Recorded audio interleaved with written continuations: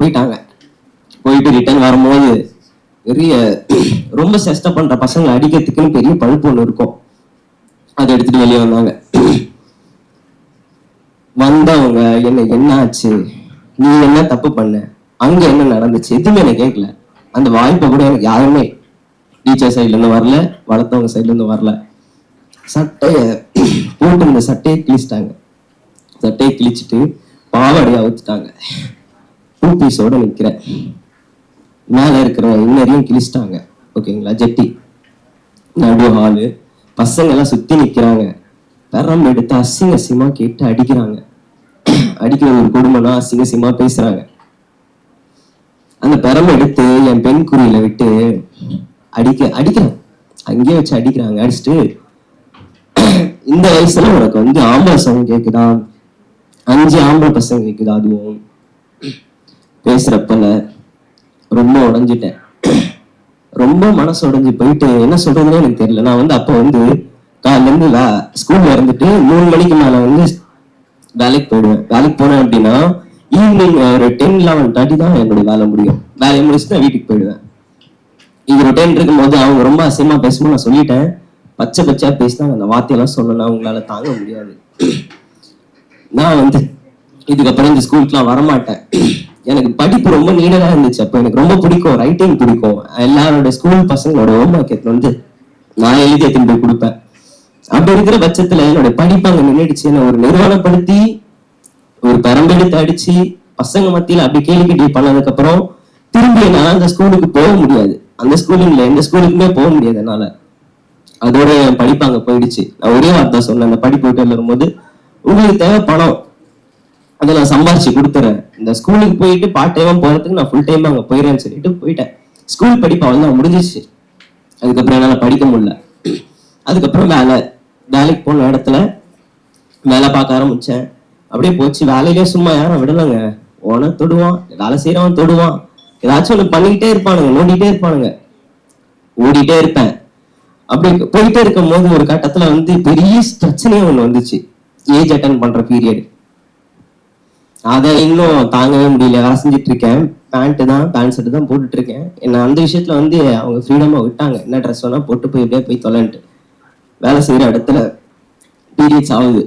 Pant எல்லாம் periods ஆயிடுச்சு. உட்காந்துட்டு எந்திரிக்கிறேன், ஃபுல்லா ரெட்டா இருக்கு. அவ்வளவுதான், செத்துட்டேன் அங்கேயே நானு.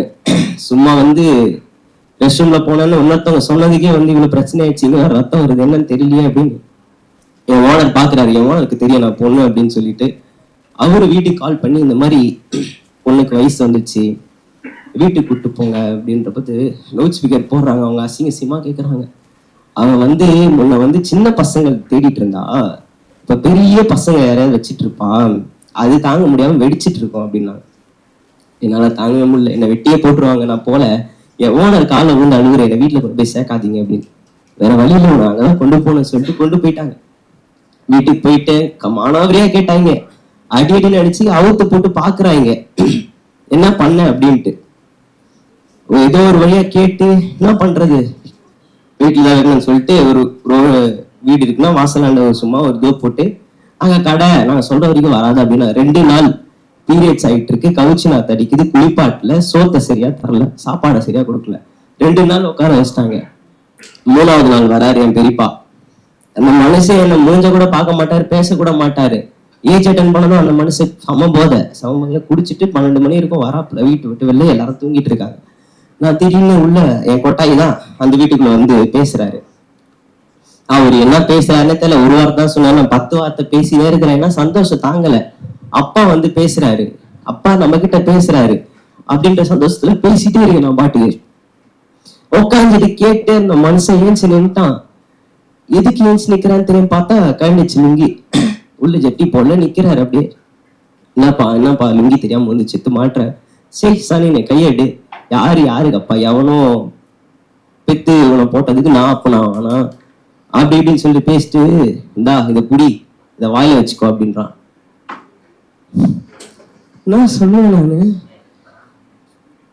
அப்பாயா நீ அப்பா, நான் என்ன பண்றதுன்னு எனக்கு தெரியல.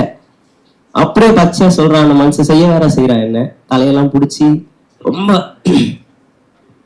பா நான் உங்களை அப்பாவா பாக்குறேன், ஏன் இப்படி பண்றீங்க அப்படின்னா, பேசுறான் தான் என்னென்னமோ பேசுறான். ரொம்ப எனக்கு என் வயசுக்கு அப்போ 13 வயசுல என்ன கேட்காத வார்த்தை, அந்த வார்த்தைக்கான அர்த்தம் கூட தெரியாத வார்த்தைகள்லாம், தகாத வார்த்தை யூஸ் பண்ணி பேசுறாரு. என்னால கேட்க கூட முடியல. 13 வயசுல ஏஜ் அட்டன் பண்ண 3ஆவது நாள் வீட்டை விட்டு ஓடி போனேன். வீட்டை விட்டு ஓடி போய் என் தேவையில்லாத இடங்கள்ல ஸ்டே பண்ணி ரோட்ல கடந்த 1 மாசம் துணி மாத்தாம எதுவுமே பண்ணாம ரோட்ல இருந்து புத்தி வந்து நல்ல ஒரு வேலைக்கு போய் தங்குறதுக்கு இடமும் சாப்பாடு மட்டும் கொடுத்தா போதும்னு சொல்லி ஏழைக்கப்பட்ட இடங்களை தேடி கண்டுபிடிச்சு ஒருவேளை சாப்பாடுக்கும் ஒருவேளை தூங்குறதுக்கும் இடத்த கண்டுபிடிச்சு எப்படியோ என் வயிற்றையும் என் உடம்பையும் காப்பாத்திக்கிட்டேன். இப்போ எனக்கு 27 வயசாகுது. அதுக்கு நடுவில் நிறைய நடந்துச்சு. அதெல்லாம் சொல்லணும்னா டைம் பத்தாது. ஸோ நான் சுலபமாக முடிச்சிடுறேன். ஏன்னா இப்போ எனக்கு 27 வயசு. 13 வயசுல இருந்து இப்போ வரைக்குமே நான் என் காசுல தான் இருக்கேன். நான் போட்டுக்கிற துணி, நான் போடுற ஃபோன், நான் வச்சிருக்க ஃபோனு, என்னுடைய வீட்டு வாடகை, என்னுடைய பைக்கு பெட்ரோல், என்னுடைய காசு மட்டும்தான். யாரோட ஒரு ரூபாயும் நான் இல்லை. 13 வயசுல இப்போ வரைக்கும் என் வாழ்க்கை எனக்கு நிறைய கற்றுக் கொடுத்துச்சு. அதுல மெயினா ரொம்ப ரொம்ப கஷ்டப்பட்டு வந்துட்டேன். அந்த கஷ்டத்துக்கு பலனா இப்ப நான் வந்து நிம்மதியா இருக்கேன். இந்த இப்ப நான் நிம்மதியா இருந்தாலும் நான் ஜஸ்ட் ஒரு 3 வருஷத்துக்கு முன்னாடி சர்ஜரி பண்ணேன். 3 வருஷம் ஆகுது சர்ஜரி பண்ணி. இந்த மார்பகத்தை மறைக்கிறதுக்கு நான் வேலை பண்ணேன். அதுக்கப்புறம் தான் எனக்கு வாழ்க்கையே நடந்துச்சு ஒழுங்கா. இந்த மார்பகத்தை இருக்கிறதுனாலதான் நான் வந்து அபியூஸ் பண்ண வராங்க. இது இல்லைன்னா என்ன பண்றதுனால கத்தியெல்லாம் எடுத்து வச்சு அறுக்கலான்னு பார்த்தேன். வேலைக்காகாது. அது எங்கேயாவது போய் என் உயிர் போயிடுச்சுன்னா வாழணும்ல. நான் ஒரு உதாரணமா இருக்கணும் 4 பேருக்குன்னு சொல்லிட்டு வாழ்வான்ற அந்த சாவணுன்ற எண்ணத்தை விட்டுட்டேனால எனக்கு நடந்த கொடுமைக்குள்ள நான் சாவணும் நினைச்சுன்னா நான் தினம் செத்து இருக்கணும். எல்லாத்தையும் நான் கல்லறையில போய் சேர்ந்துட்டு இருப்பேன். இந்த மார்பகத்தை மறைக்கிறதுக்கு நான் யூஸ் பண்ண என்ன தெரியுமா? செல்லோ டேப் தெரியும்ல உங்களுக்கு? 3 inch cello tape white colour போட்டு நைட்ல போட்டு டைட்டா இறுக்கி கட்டிடுவேன். கட்டிட்டு 3 நாள் 2 நாள் கழிச்சு தான் அதை பிரிப்பேன். ஏன்னா டெய்லி பிச்சுன்னு இருந்தேன். சதை பிஞ்சிச்சுங்கெல்லாம். இங்க இருக்கிற சதைங்க, மேல இருக்கிற சதை, கீழே இருக்கிற சதை, இங்கெல்லாம் போயிடுச்சு. ஏன்னா அப்ப எனக்கு இதெல்லாம் தெரியாது. பைண்டட்னு ஒண்ணு இருக்கு, கடையில போய் வாங்கணும், படிப்பறிவு இல்லை, சொல்லி கொடுக்க ஆள் இல்லை, இந்த ஜெண்டரை பத்தி தெரிஞ்சுக்கிறதுக்கு ஒரு இடமே கிடையாது. அப்படின்ற பட்சத்துல எனக்கு என்ன தெரியுமோ அதை வச்சு என் உடலையும் என் உசிரையும் காப்பாத்திக்கணுன்றதுக்காக அது செல்லோ டேப் போட்டேன். கிட்டத்தட்ட 5-6 வருஷம் யோசிச்சு பாருங்க. 1 மாசமே 1 நாள் செல்லோ டேப் போட்டு எடுத்தாலும் அந்த ஸ்கின் எப்படி இருக்கும்ட்டு. அதெல்லாம் தூங்கி ஒரு சில இன்னும் அக்களை சேர்த்து வைக்க முடியாது. பவுடரும் எண்ணெய், தேங்காய் எண்ணெயும் போட்டு படுப்பேன். யோசிச்சு பாத்தீங்கன்னா எப்படி இருக்கும்ட்டு.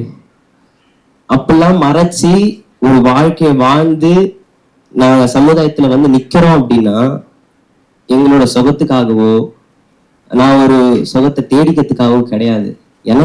எனக்கு பிடிச்ச வாழ்க்கையை நான் வாழணும். நிம்மதியான ஒரு மூச்சு, அதை நான் விடணும். இந்த சமுதாயத்துல வந்து நான் எதையுமே எதிர்பார்க்கல. என்கிட்ட உழைக்கிறதுக்கு தெம்பு இருக்கு. கூலி கொடுத்து வேலையை மட்டும் கொடுக்கறதுக்கு மட்டும் ஒரு இடம் தான் போதும். என்னோட ஸ்ட்ரகிள்ஸ் இதுதான். இன்னும் நிறைய இருக்கு. வெற்றிருந்தாலும் இதுவே போதும்னு நினைக்கிற டைம் ஜாஸ்தி ஆயிடுச்சு. So thank you. ரொம்ப பெரிய தேங்க்ஸ் மேங்க. ஏன்னா நீங்க எல்லா இடத்துலயும் வந்து டிரான்ஸ்மென்ட்க்கு வந்து சப்போர்ட்டிவா இருக்கீங்க. ஸ்பெஷலி எனக்கு. ஏன்னா அவங்களால ரொம்ப பெரிய அவேர்னஸ் ஒரு டிரான்ஸ்மென்ட்க்கு கிடைச்சிருக்கு.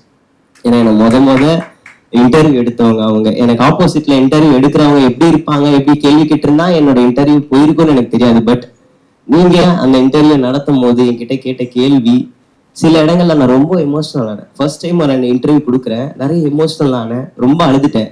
ஆனா அந்த இடத்துல என் மக்களை நான் அவ்வளோ துன்புறுத்த மாட்டேன், என்னால இவ்வளவு கேள்விதான் அவங்களை கேட்க முடியும் கேட்டு என்ன அந்த இடத்துல மனசு நோகடிக்காம கேள்வி கேட்டு. ஆனா அந்த வீடியோ வந்து ஆக்சுவலி ரொம்ப ரீச் ஆச்சு. எனக்கு தெரியாது. நேரா அவங்க சொன்னாங்க எனக்கு, நீங்க வைரல் ஆயிட்டீங்க ரமேஷ் அப்படின்னு. நான் வைரல் ஆகலைங்க, நீங்க என்னை தூக்கி விட்டதுனாலதான் நான் ரொம்ப பெரிய நன்றி அப்படின்னு சொன்னேன். ஆனா அந்த வீடியோனால எனக்கு நெகட்டிவ் கமெண்ட்ஸ் எதுவும் வரல. கடவுள் புண்ணியத்துல என் வலிக்கு நிறைய திருநங்கைகளுக்கான வாழ்க்கை வந்து ஓரளவுக்கு ஒளிமனமா ஆச்சு. இவ்வளவு கஷ்டப்பட்டு ஒரு பொண்ணு இவ்வளவு மாறுறான்னா அப்ப அவளுக்கு அது எவ்வளவு இம்பார்ட்டண்டா இருந்தா இவ்வளவு கஷ்டத்தையும் தாண்டி வாழ்றான்றது வந்து அந்த ஒரு வீடியோல வந்து மக்களுக்கு புரிய வச்சாங்க நேகா. ஸோ அந்த வாய்ப்புக்கும் இந்த வாய்ப்புக்கும் ரொம்ப பெரிய நான் தேங்க்ஸ் சொல்லிக்கிறேன். Thank you so much. First thing வந்து more power to you Ramesh. ஏன்னா இந்த மாதிரியான ஸ்டோரிஸ் வந்து கடந்து வர்றது நம்மளுக்கு இங்க உட்காந்து கேட்க முடியல. சில வார்த்தைகள் இவ்வளவு வந்து நம்ம அசௌகரியமா ஃபீல் பண்றோம், இல்ல நம்மளுக்கு ட்ரிகரிங்கா இருக்கு. we didn't say the word trigger warning in the panel because you guys need to hear. உங்க முன்னாடி என்ன நடந்துட்டு இருக்கு அப்படிங்கறத நீங்க தெரிஞ்சுக்கணும். ஏன்னா நம்ம ரொம்ப பவுனமா இருக்கோம்ல. அத்தனை வாட்டி டிரான்ஸ்மென்ட் மூமெண்ட்ஸும் மற்ற மூமெண்ட்ஸையும் நம்ம பேசும்போது நான் இந்த சோஷியல் மீடியாலையும் இந்த ரியல் லைஃப்லயும் மற்ற மீடியாஸ் கிட்டயும் எனக்கு வந்தது எல்லாமே சைலன்ஸ் தான். Break your silence. இல்லைன்னா இந்த மாதிரியான ஸ்டோரிஸை மட்டும்தான் நாங்கள் வாழ்ந்துட்டு இருக்கணும், நீங்க கேட்டுட்டு இருக்கணும். கேட்கறதுக்கு வேணா நீங்க கூச்சப்படுங்க, இல்லை உங்களுக்கு அசௌகரியமா ஃபீல் பண்ணுங்க, அதை பத்தி எங்களுக்கு பிரச்சனை இல்லை. பட் எங்களால் இந்த வாழ்க்கையை வாழ முடியாது. This society needs to change. And intersectionality வந்து LGBTQIA வேணும். We all know who is vulnerable in LGBTQIA. Trans community is more vulnerable and trans men community is more vulnerable. And I know our trans brothers வந்து இன்னும் எந்த அளவுக்கு ரொம்ப மோசமா நிறைய விஷயத்த கடந்து வராங்க அப்படின்னு எங்கேயுமே பேசுறது இல்லை. ஏன் தெரியுமா? நான் இப்பவும் கூட சொல்றேன், நேஹா இங்க வந்ததுக்கு காரணம் தோ இல்லைன்னா நான் ஒரு பகட்டா ட்ரெஸ் பண்ணிக்கிட்டா தான் நான் பேசுற அரசியலாவது ஒரு 4 பேர் கேட்பாங்க, அதுக்காகவாவது எனக்கு இது தேவைப்படுது. ஆனா இந்த சமூகம் திருநம்பிகள் கிட்டே இருந்து அதை எதிர்பார்க்கறது இல்லை. அதனால அவங்களோட பேசுற அந்த கருத்துக்களை கூட அங்க எடுத்துட்டு போக முடியாத ஒரு சுச்சுவேஷன்ல இருக்கு. ஸோ அதுதான் நான் வந்து சொல்றேன், இந்த உலகம் வந்து ஒரு ஃபெட்டிசேஷன், குளோரிஃபைங் இதை நோக்கி ஓடிக்கிட்டு இருக்கு. அதுல எந்த மாற்று கருத்துமே இல்லை. ஸோ நான் அப்படி இருக்கும் போதும் நான் இதுல எங்கிருந்து வந்து நான் இவனுக்கு வந்து எனக்கு வலிக்குது, எங்களுக்கு வலிக்குது, என்னோட பக்கத்துல உள்ளவங்களோட கதை இந்த மாதிரி இருக்கு, இல்லை இந்த சமயம் வந்து இதை நீங்க எல்லாருமே ஒவ்வொரு வெவ்வேறு விதமான முறைகள்ல ஒடுக்கப்படுறோம். ஆனா ஒடுக்கப்படக்கூடியவர் வழி எல்லாமே ஒண்ணுதான். ஸோ அதுக்காக இந்த விஷயத்த கேட்டுதான் ஆகணும், சில விஷயங்களை மாத்தி தான் ஆகணும் அப்படின்னு நிறைய முன்னெடுப்புகளை எடுக்கணும்னு நினைக்கிறோம். அதுக்கு தடையாவும் இருக்கிறது inner community and outer community. இப்படிலாம் பண்ணுனா இந்த சமூகம் சும்மா விட்டுருமா அப்படின்னு கேட்டு எனக்கு தெரியும். எதிர்ப்புகள் வரட்டும், இல்லை எது வேணாலும் போகட்டும், ஆனா எங்களோட கதைகளை நாங்க சொல்லிதான் ஆகணும், நீங்க கேட்டுதான் ஆகணும். அந்த இடத்துல இருக்கும். பேசுவோம் ரமேஷ், நிறையவே பேசுவோம். நீங்க பேசுற அந்த கதை இதுக்காக நீங்க வெக்கப்பட வேணாம். இந்த கதையை எத்தனை தடவை வேணாலும் சொல்லுங்க, இந்த மக்கள் கேட்கட்டும். நம்ம அந்த சொசைட்டில நான் சொல்லுவேன். பட் ஒரு விஷயம் மட்டும் சொல்லிக்கிறேன், நீங்க ஆப்போசிட்ல இருந்து என் ஸ்டோரி நீங்க கேட்டுட்டு ஒரு 5 minutes தான், 5 to 10 minutes நான் பேசியிருப்பேன். பட் நீங்க போயிடலாம். பட் இது மட்டும் இங்க மட்டும் கிடையாது, நான் நிறைய இடங்கள்ல அவேர்னஸ் ஸ்பீச் கொடுத்துட்டு இருக்கேன். காலேஜ் அண்ட் ஸ்கூல்ஸ், சில ஐடி ஃபீல்ட்லாம் நான் கொடுத்துட்டு இருக்கேன். பட் ஒவ்வொரு வாட்டியும் நான் பேசுற அந்த 20 நிமிஷம் 30 நிமிஷமும் என் கடந்த காலத்துக்கு நான் போயிட்டு திரும்ப வருவேன். அந்த ஒரு நிமிஷம் பேசுற அந்த வார்த்தை நீங்க கேட்டுட்டு போயிடுவீங்க. அதுல மாறுறவங்களும் இருக்காங்க, மாறாம போடான்னு சொல்லிட்டு போறவங்களும் இருக்காங்க. பட் அந்த கடந்த காலத்துக்கு போயிட்டு வரும்போது என் உடம்பு மொத்தமும் அந்த அந்தரங்கம் மொத்தமும் இல்லை அதிரும். அது உங்களால ஃபீல் பண்ண முடியாது. ஏன்னா நான் இவ்வளவு கஷ்டத்துல நான் திரும்பி சொல்றேன்னா மென்டலி பிசிக்கலி நான் பாதிக்கப்படுவேன். இன்னைக்கு நான் சொல்லிட்டு போறேன்னா நைட்டு ஃபுல்லா அந்த நிமிஷங்கள் பின்னாடி போயிட்டு வருவேன். எவ்வளவு கஷ்டப்பட்டேன், அது எல்லாமே எனக்கு வலியா இருக்கும். சொல்றவங்களை விட கதையை சொல்லிட்டு நீங்க கேக்குறீங்க தெரியுமா, நீங்க அந்த கொடுக்குற ரெஸ்பான்ஸ் தான் எங்களுடைய வேல்யூ. அந்த வலிக்கான வேல்யூவே நீங்க தான். ஸோ அதை மட்டும் கொஞ்சம் தயவு செய்து புரிஞ்சுக்கங்க. அவ்வளவுதான். Understands completely, Ramesh. And move to Rizwan. Rizwan, நீங்க வந்து இன்னும் வந்து சட்ட ரீதியான இதை நம்ம என்ன எடுத்துட்டு போயிருக்கோம். எல்லாரும் வல்னரபிள் நம்ம சொல்லிடுறோம் ஈஸியா, திருநங்கைகள் வல்னரபிள், திருநங்கைகள் வல்னரபிள் அப்படின்னு. திருநங்கைகளை வந்து இப்போ வெவ்வேறு அமைப்புகளும் சரி, மற்ற விஷயங்களுமே சரி, நிறைய முன்னெடுப்புகள் எடுத்துட்டு போயிருக்கோம். இப்போ நீங்க இங்க உட்காந்து பேசும்போதே அதான் சொன்னீங்க, மதனா இருக்கட்டும், ரமேஷா இருக்கட்டும், because trans women occupy the space, then we need to protect each other. அப்படி இருக்கும்போது இந்த மாதிரி விஷயங்கள்ல வந்து சட்ட ரீதியா என்னென்ன நம்ம இது வரைக்கும் திருநம்பிகளுக்கு எடுத்துட்டு போயிருக்கோம், ஏதாவது ஸ்பெசிஃபிக்கா இது வந்து திருநம்பிகளுக்கு வேணும், இது இப்படிலாம் நடக்குது அப்படின்னு நம்ம சொல்லியிருக்கோமா? First of all happy pride month to everyone. இந்த சீரியஸாக எனக்கு நான் இது ரமேஷ் பிரதரோட ஸ்டோரியை கேட்டிருக்கேன், அதோட யூடியூப்ல பார்த்துருக்கேன். அது ரிட்டன் அவர் சொல்லும் போதும் ஒரு திருநம்பியா அந்த வலி என்னால் உணர முடியுது.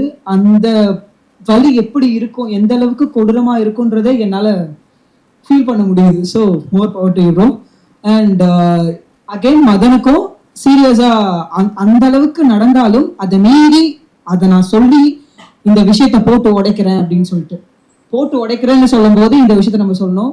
நிறைய பேருக்கு வந்து டிரான்ஸ் உமனை பத்தி இருக்கிற அந்த நாலேஜ் கூட டிரான்ஸ்மெனை பத்தி இல்லை. காரணம் no one is talking about trans men. ஏன்னு பார்த்தா டிரான்ஸ்மென் இப்ப கூட சொல்றேன், நீங்க டிரான்ஸ் உமனோட லென்ஸ்லயே டிரான்ஸ்மென் பார்க்க முடியாது. I'm really sorry. If you're seeing through trans women lens, அவங்களோட பேர் உங்களை பார்க்க முடியாது. காரணம் டீப் டவுன்ல பெயின் ஒரே மாதிரியா இருக்கும்னு வச்சுக்கலாம். ஆனா அவங்க கோத்ரூ பண்றது வேற விதமா கொடூரமா இருக்கும், நாங்க கோத்ரூ பண்றது வேற விதமா கொடூரமா இருக்கும். காரணம் இந்த உடலியல் ஒரு விஷயம் இருக்கு இல்லைங்களா, உடலியல் அப்படின்னு சொல்லிட்டு அந்த விஷயங்கள். இப்போ இந்த சட்டத்தை பத்தி பேசும்போது எல்லாம் நம்மளோட ஜஸ்டிஸ், நம்மளோட ஜட்ஜ் சொன்னதும் அந்த அந்த ஆணாதிக்க அந்த சிந்தனையோட உருவாக்கப்பட்ட விதிகள் அப்படின்னு சொல்லி சொன்னாங்க. அப்போ அந்த விதிகளை நம்ம உத்து பார்த்தோம்னா அது எல்லாமே இட்ஸ் பெனிஃபிட்டட் பை யாருக்கு அது ரொம்ப பெனிஃபிட்டா இருக்கும் அப்படின்னு பார்த்தோம்னா அந்த ஆதிக்க. அந்த இடத்துல நம்ம உட்காந்து பாக்குறப்போ நம்ம போய் சொல்றோம், இங்க பாருங்கப்பா, நீங்க இப்படி இந்த விஷயங்கள் வந்து எங்களுக்கு ரிலாக்ஸேஷன் கொடுங்க, இந்த விஷயம் எங்களுக்கு தேவைப்படுது. காரணம் ஒரு டிரான்ஸ் உமன் படிக்கிறாங்கன்னு வச்சுக்கோங்களேன், அவங்களால உடனே படிச்சு முடிச்சு வேலை வாங்க முடியும்னு நினைக்கிறீங்களா? ஏன்னா அவங்களோட பியூபர்ட்டி டைம்ல தான் அவங்களுக்கு அவங்களோட அந்த என்ஹான்சிங் சொல்லலாம், அவங்களோட அந்த ஒரு சில விஷயங்கள் வெளியே வர்றதா இருக்கட்டும், அது மற்றவங்களுக்கு தெரிய வர்றதா இருக்கட்டும், அது அவங்களுக்கே தெரியறதா இருக்கட்டும், அது அப்பதான் நடக்கும். அந்த சமயத்துல படிப்பு தள்ளி போகுதுங்களா, அதே மாதிரிதான் டிரான்ஸ் மென்னுக்கும். ஆனா அவங்களோடது வெளியே வந்து சொல்ற அளவுக்கு அந்த சுத்தி இருக்கிற இதுவும் ஒரு என்ன சொல்லணும்னா அவங்க ஒரு சமூகத்தை உருவாக்கி வச்சுட்டாங்க, ஒரு அழகான சமூகத்தை, ஜமாத் அப்படின்னு சொல்லிட்டு. யாரு வேணா என்ன நெகட்டிவ் சொல்லிட்டு போயிட்டோம், அது நான் பாசிட்டிவா தான் பாக்குறேன். காரணம் ஒரு திருநங்கைக்கு அங்க பிரச்சனை வந்துச்சுன்னா அந்த இடத்துல இருக்கிற எல்லாரும் வருவாங்க, எல்லாரும் வந்து பேசுவாங்க.